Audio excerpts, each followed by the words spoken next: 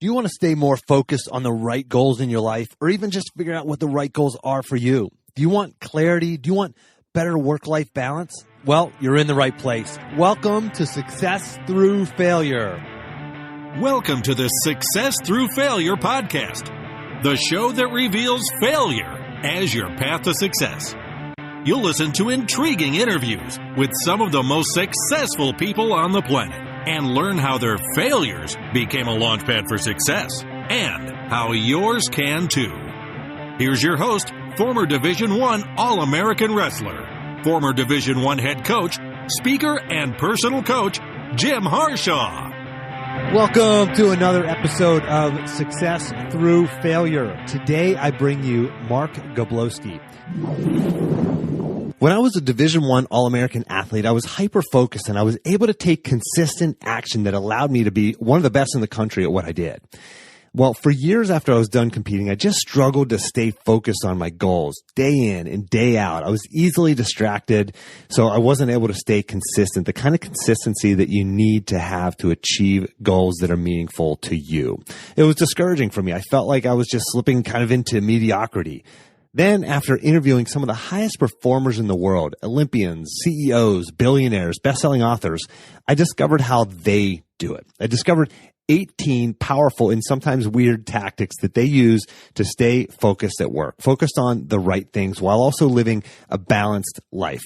And if you start using probably just 3 of these today, you're going to get more done in the next 8 hours. I promise. This is not tomorrow, not next week. These will work today. I guarantee it. It's like magic, but they're real world solutions to it people like you and me want. The ability to stay focused, avoid distraction, and be consistent. I use at least 4 of them every day and have used all of them at some point. And now I'm able to stay focused while I'm at work and get probably 50 to 100% more done each day. I'm more present when I'm home with my wife and 4 kids. And the result is I have a stronger relationship with my family. And I'm still able to achieve incredible goals like being selected to give a TEDx talk at one of the biggest TED events in the world, like launching a podcast and talking to A-list guests and running a half marathon, all of this while having a full-time job that includes frequent travel, working nights and weekends, and all that good stuff. So you're going to find solutions on this list that are going to surprise you. Grab your copy of the 18 Tactics to Staying Focused at Work. Just go to jimharshawjr.com/focus. That's jimharshawjr.com/focus. Since 1988, Mark has shared the beauty, strength, and transformative power of Kung Fu, both through his academy and at seminars around the country. He's also the host of the Strength Through Struggle podcast. It's Mark's mission to find those who have come through pain and heartache and are stronger for having done so and share their inspirational stories with you. We're going to learn about Mark's own inspirational story as well as some lessons that he's learned from his amazing guests. And as usual, if you don't have time to listen to this entire episode, or if you hear something you like, but you don't have time to jot it down, make sure you grab your free copy of the action plan from this episode and get a bunch of other great resources at jimharshawjr.com/action. That's jimharshawjr.com/action. Mark, welcome to the show. Hey, Jim, thanks for having me. I'm so excited to be here. Thank you very much. Well, thanks for coming on, man. You've got an incredible podcast yourself. You've learned a lot from a lot of amazing guests. I want to dive in a little bit of that today. We referenced your martial arts academy. Tell us a little bit about your martial arts background and academy. Yeah, you bet. I started my official martial arts study overseas while I was in the military, and my instructor asked me if I would open a school when I returned to the States, which I did. And I had that going part-time while I was still finishing up my second stint in the Air Force. And then I went full-time in like 1991, I think, and been going strong ever since.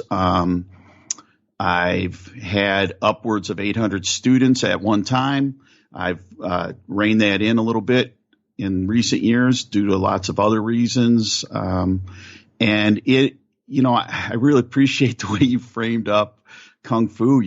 It's beauty, power, and transformational abilities, it really does change people's lives. And I know you've had other martial artists on your show, and quite honestly, wrestling's a martial art and a valuable one.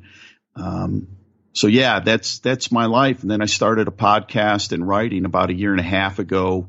And that all came out of, some experiences that went on in my life. So thanks.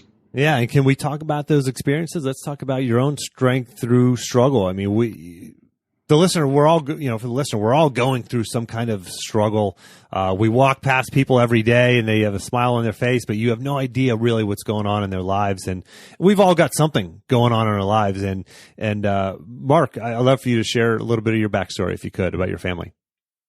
Yeah, you bet. In 2005, my 3.5-year-old son, Josh, was riding in the back seat of the car with his mom, and a semi truck pulled into their lane and sent their car out of control, spinning across 5 lanes. When it came to a stop, another semi truck hit him. And it was a devastating accident. It left Josh with a massive traumatic brain injury, and it changed our lives forever. He spent 4 months in a hospital, and just trying to figure out if he was even going to live initially. And the doctor on day 3 said, "Hey, if he makes it through the first week, he's probably going to live." Beyond that, I can't really tell you anything. I don't know if, the extent of any recovery, if there's a recovery. And, over the years, I've talked to several doctors who had seen him initially. And first of all, he did survive. There's a level of recovery that he has experienced. But his pediatrician, I asked, maybe 5 years after the accident, Doc, when you came up to the ICU and you saw him there in the pediatric ICU, what were you thinking? And she hesitated. She didn't want to answer the question. And then I asked her to please be honest. And she said, "Well, to tell the truth, I just was wishing that he would just pass, because I knew based on the films and all the diagnostics that this was going to be beyond measure, and he and you would be better off if he was gone." And that's such a powerful thing coming out of a pediatrician's mouth, and she was a mom of 5 children. And for her to say that, and I knew that at the time. I mean, I could feel it. There was no hope in anybody's eyes. The doctors, there was like zero hope. They wouldn't say anything, but you could just see the blankness. And I don't blame them. They've got a tough job in medicine and the physical body, and especially the brain. You can break your leg in 17 places and the doctors can fix it. But a baby ends up with shaken baby syndrome or, a bruised brain. And we know this from athletics too. It's literally life altering, and you can't fix it. You hope for the best. And so that was kind of the beginning. And, we had a life altering moment, and it was a hit and run on top. The first semi just kept on going. And it's 8 o'clock on a Friday morning. Like, everybody could tell us, and the police, it was a green semi, and it had a white grain trailer on the back of it, but not a single person got the license plate. So yeah, that's how our own path to extraordinary struggle and finding the strength and trying to mine that out of it started. Wow. I mean, what an just devastating story. I've heard it before, but to hear it again, it just blows me away. Just a quick tangent here. When I talk about setting goals, relationships is number one. It's the number one goal, because and this just reinforces it. It's about people. I mean, life is about people. It's the people. It's not about how much money. It's not about, all these other things that we want, these material things. It's about people, right? Just the love that we have and show and experience for other people. It's, so this started a tremendous struggle for you, Mark. I mean, how's Josh doing now? And tell us about what how things are going. He's doing amazing in so many ways. The injury was life altering, and it's there's no like that miracle that you see in the movies where the person wakes up out of the coma and asks for a piece of pizza, and 3 days later he's out throwing the ball in the backyard. This is not what happened. Josh has had residual challenges because of it, with his body. He can't make it do everything that he would like. I mean, he can walk, talk, and he can feed himself, but his hands shake. They have tremors. He has spasticity, which means there's challenges with him making his muscles do what they want. There's tone, some muscles are tense up too much, some don't tense up enough. And so balance issues, and then there's all the cognitive stuff, memory and being able to learn things.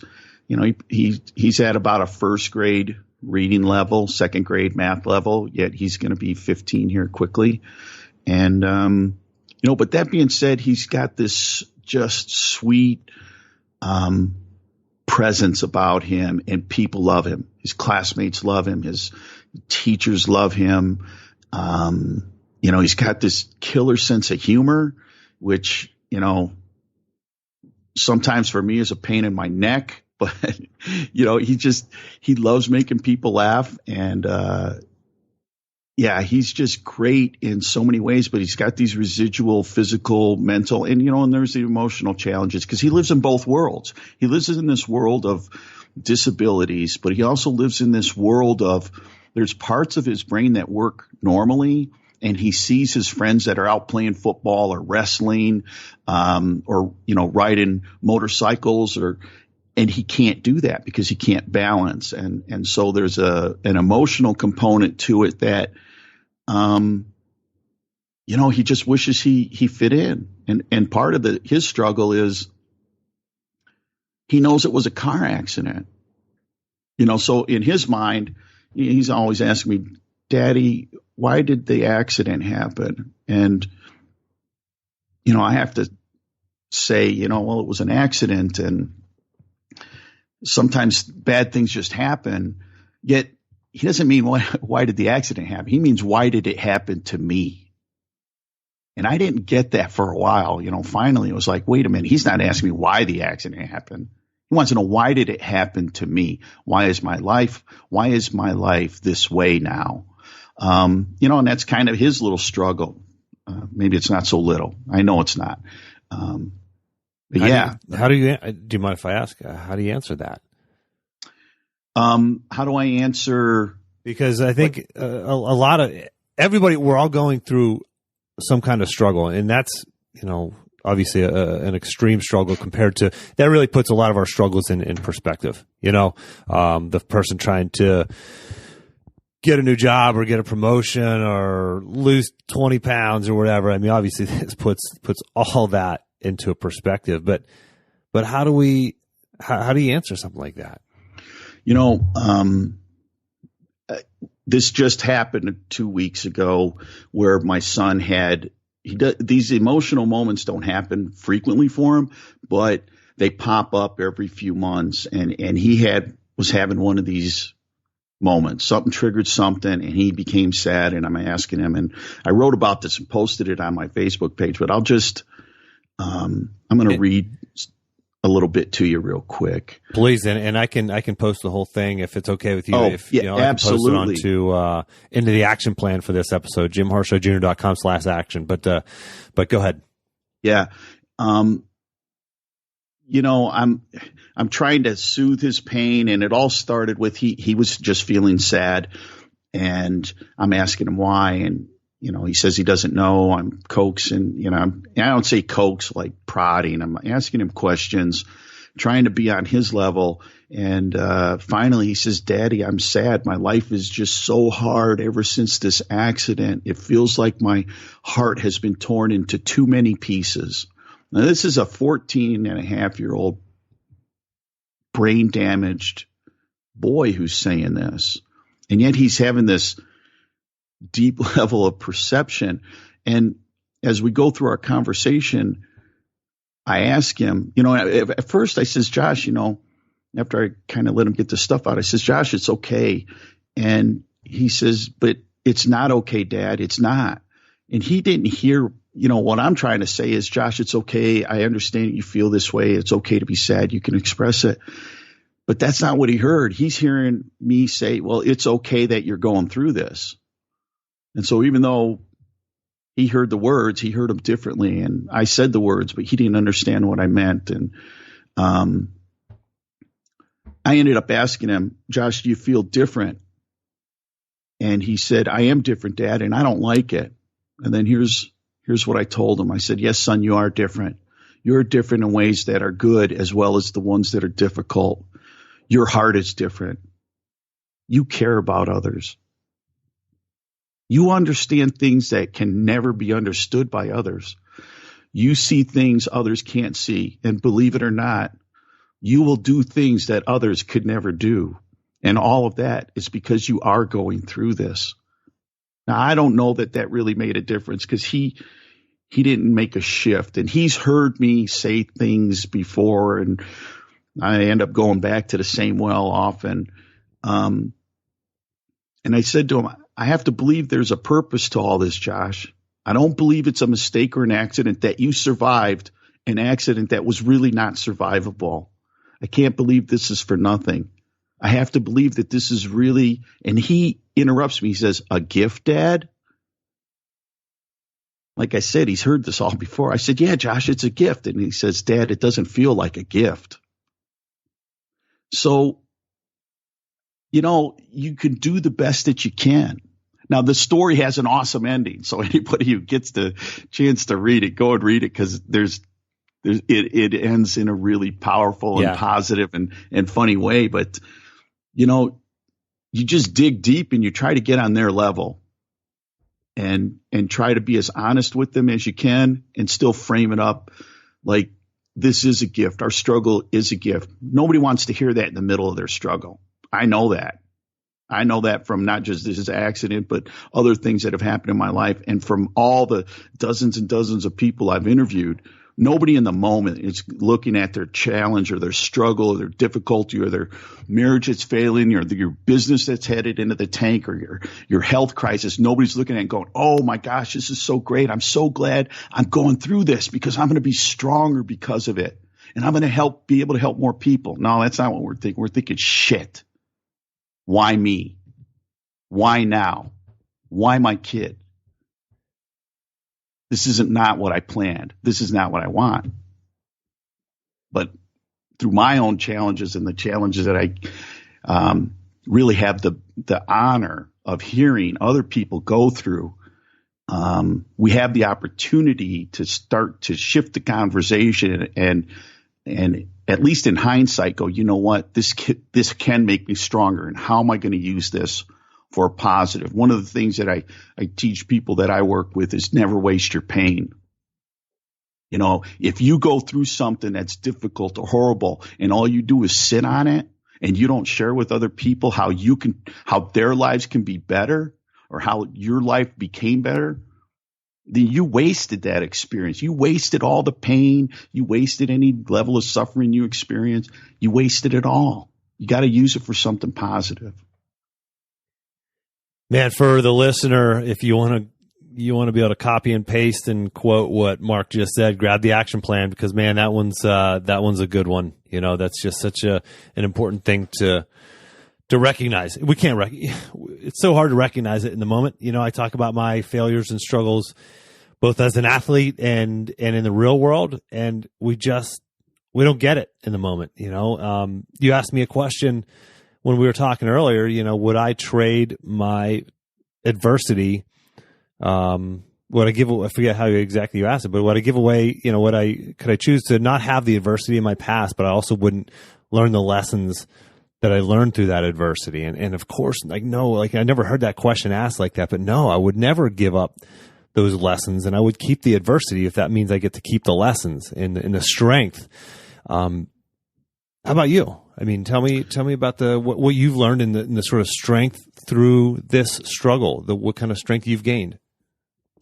For me, there was a point when Josh was in the hospital and I could feel my energy waning. I mean, it was just like going away, and I was slipping into this kind of dark spot. Not dark like, oh, disaster and foreboding, but it was just, I'm looking at him laying in a bed in a coma, and this is weeks after the accident. And I'm looking at the circumstances like this is bad. This is not a broken leg. This is life altering here. But I need to be here for him. I cannot afford to crash myself because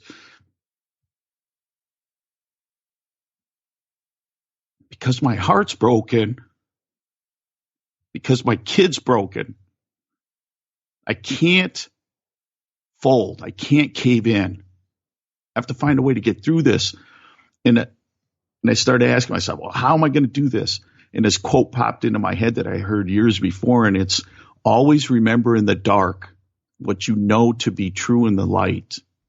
And sometimes when those storms blow into our life, and the wind is just whipping, and the rain's pounding, or the snow, and it's dark and it's scary, and all this stuff is going on.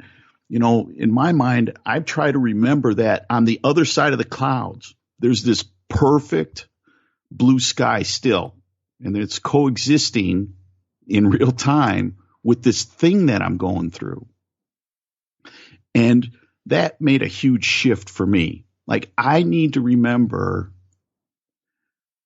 what's possible, and that it's possible to me. It's not just possible for other people, but it's possible for me. And I didn't know how this was going to play out. There was really no prognosis for 100% recovery, but I wanted it to be the best possible outcome that it could be. And I was not going to fail my son. I know what it feels like to be failed by a parent, and I couldn't let that happen to my son. And so I took that quote and I wrote it on a pink Post-it note, and I don't have a particular flavor for pink. It was like the boldest color they had. And I took that note and I slapped it up on this big dark oak door going into his room. And I forced myself to read it every day, not just every day, but every time I walked in and out of that door. I forced myself to read it so that I wouldn't get caught up in the circumstances of what was going on, but in the hope of what was possible. And I didn't really know exactly what was possible, but I knew if I went all in, that was the only thing that was going to affect a positive outcome for me.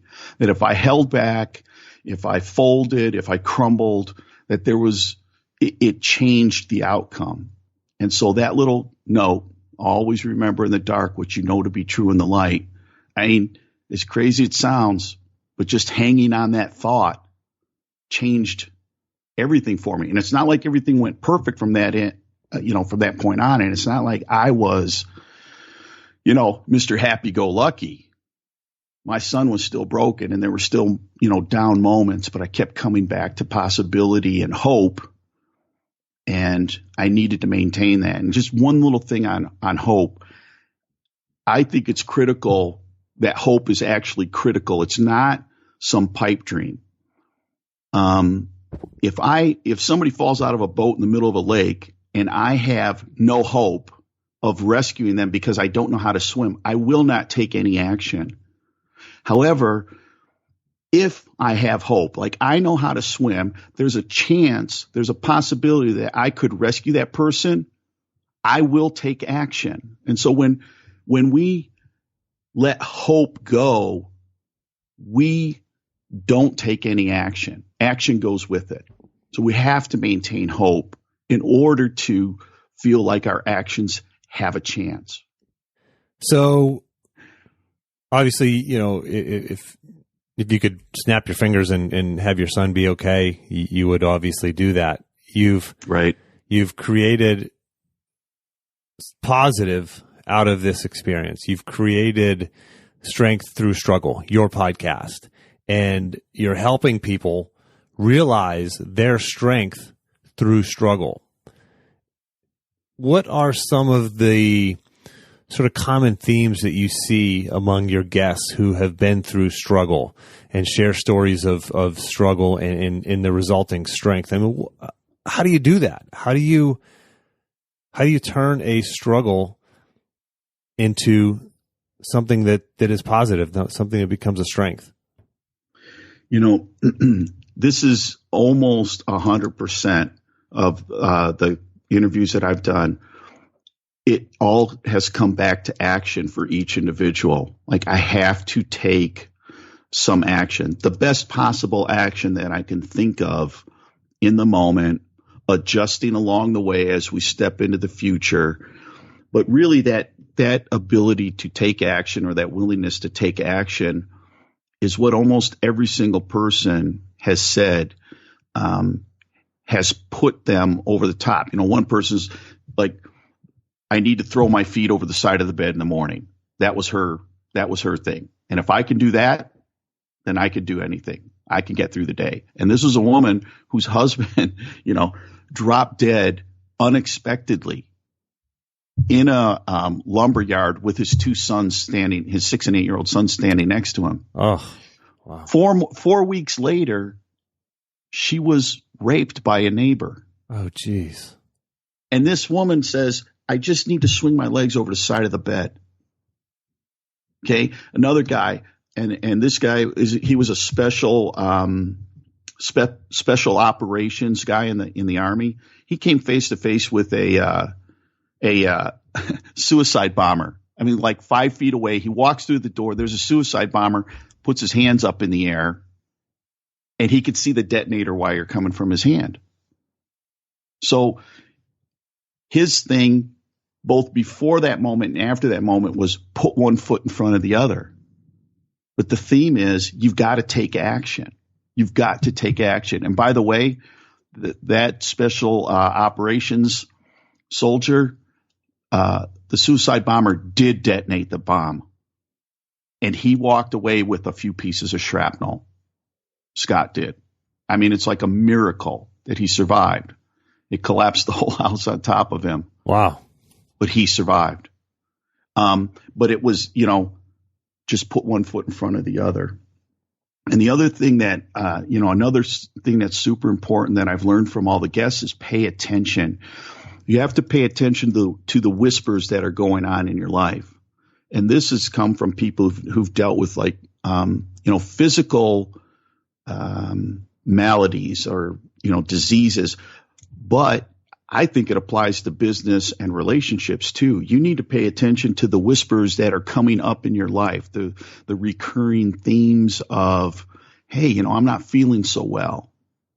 A good friend of mine who was an ultra marathoner, he's the guy who does marathons to train for his ultra marathons.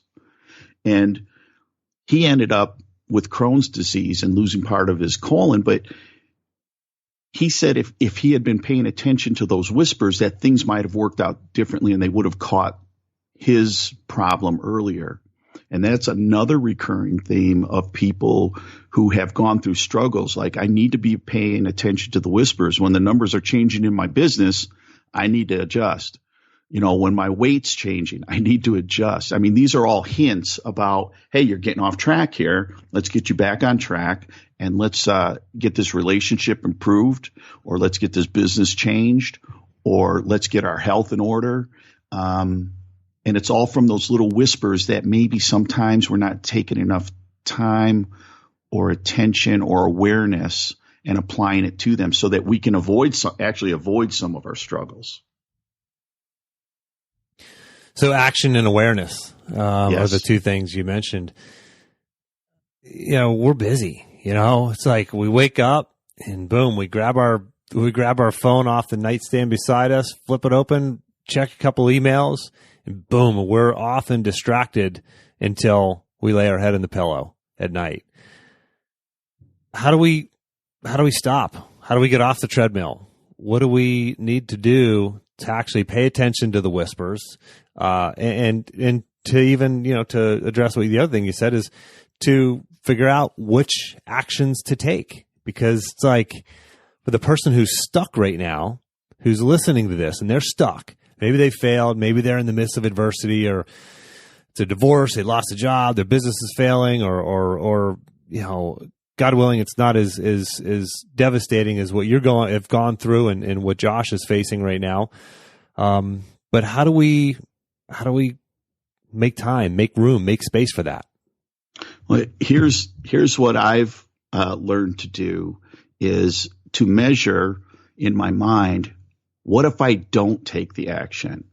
What if I don't pay attention to this whisper? Like, we know that the whispers are coming up, but because we're busy, like you said, and we're off and running and we got all this stuff to do, what we do is we ignore them. And now I ask myself, well, what if I don't do this? What's going to be the cost to me? It's like a snowball. You see it in cartoons all the time. Guy makes a little snowball and he starts at the top of the hill and he rolls it down the hill. And pretty soon it's this massive boulder that takes out the entire, little village down below it. And that's what happens in our life when we don't pay attention to those whispers. And I believe we hear them. If you're going to tell me that you were surprised when your wife handed you the divorce papers, I'm going to say 99% of the time, that's bullshit. You saw this coming. There were whispers. And didn't take action, right? You didn't take action. And now where is it? A broken home, kids, traveling back and forth, lives upset and disrupted. And it doesn't matter. It's your health. It's your finances. It's your business. It's your relationships. It's everything. And so for me, it's pay attention to those whispers. And the cost of not paying attention is the thing that forces me to pay attention. Yeah. Now, I want to refer the listener to your podcast for sure. Any particular episodes that you think might resonate that we can direct people to, and I can include the direct link to those episodes in the action plan. So for listener, jimharshawjr.com/action, grab this action plan. But any particular episodes you should you might direct people to? We just released an episode today with Philip McKernan. And I know you're going to be connecting with him as well. Yeah. And I encourage anybody who's listening now to listen to his episode when he's on with you, because it will be priceless. But I would listen to that. There's another guy by the name of Alex Charfen, Charfen. He talked about kids and feeling different and dealing with the challenges of learning differently. And then, the Philip McKernan episode, a gentleman named Satyen Raja, Satyen Raja. Yeah, I had Satyen on as well. Oh, you did? Great. Yeah. Super powerful. And I'm sure because our podcasts are a little bit different, there's, they're going to get different content from each one. Yeah, absolutely. But those three are absolutely powerful episodes. Yeah. Well, Mark, I can't tell you how much I appreciate you coming on, sharing your story, and helping us sort of figure out ways to find strength through struggle. And I think your podcast is another resource for the listener to check out. So, Mark, where can people find you, follow you, interact with you, et cetera? Yeah, you bet. People can follow me on Facebook or reach out to me there. It's just Mark Goblowsky, Goblowsky. And you can also go to my website. It's strengththroughthestruggle.com. And you can find my writing there as well as podcasts with just absolutely incredible people and powerful stories that these people are honest. And Jim, you're one of them. Your show's there, and I would encourage everybody to get over there and listen to that. But the stories are real and they're raw. But you know what? It's a win. Every story highlights a struggle, but it highlights the win. And it tells us that we're all the same and we all have what it takes to get through our struggles. Yeah. Love it. Mark, thanks so much for making time to come on the show. You bet. Thank you, my friend. And for the listener, until next time, take the time to get clear on your goals and embrace failure as a stepping stone on your path to success.